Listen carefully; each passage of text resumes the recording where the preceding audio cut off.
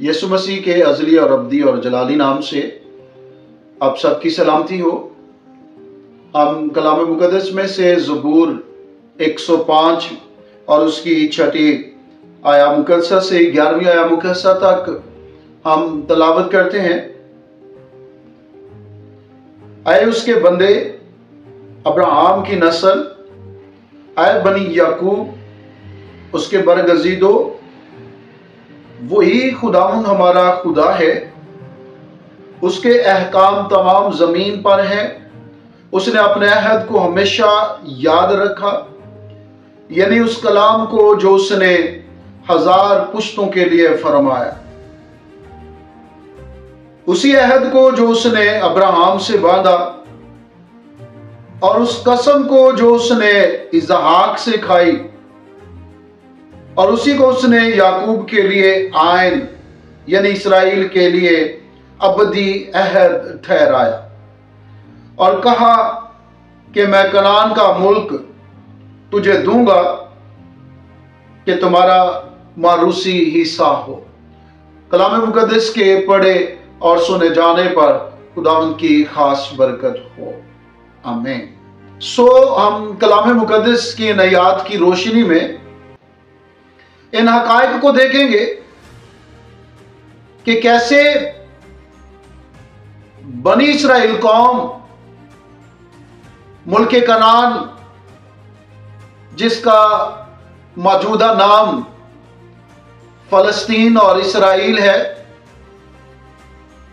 पहुंचे। हमने पहली वीडियो में इस बात को जाना देखा कि कादिर मुतलिक खुदा यहोवा खुदा अपने बंदा अब्राहम से मुल्क कनान को जाने का हुक्म देता है और खुदा अब्राहम से वादा करता है कि मैं तुझे मुल्क कनान दूंगा। और इन आयात की रोशनी में यह वादा सिर्फ अब्राहम तक महदूद नहीं बल्कि उसकी नस्ल, जैसा कि इन आयात में बनी याकूब का जिक्र है। और कलाम मुक़द्दस के इस हिस्से में खुदा का ये हुक्म और खुदा का ये मंसूबा, खुदा का ये वादा अहद जो वो करता है अब्राहम से, इसहाक और फिर इसहाक से याकूब, और अब्राहम के साथ जो खुदा ने वादा किया उसके बाद जो इसहाक का जिक्र आता है, फिर खुदा अब्राहम के बेटे इसहाक से अपने उस वादे के लिए कसम खाता है मुल्क कनान उसे देने के लिए। और फिर इसहाक के बेटे याकूब के लिए इन आयात में बयान किया और उसी को उसने याकूब के लिए आयन यानी इस्राएल के लिए अबदी अहद ठहराया। अब इन आयात की रोशनी में कलाम मुक़द्दस के हकायक और सच्चाइयों के मुताबिक खुदा अबदी अहद बांधता है कि ये हमेशा के लिए ये खिता, ये मुल्क खुदा बनी इस्राएल को देता है।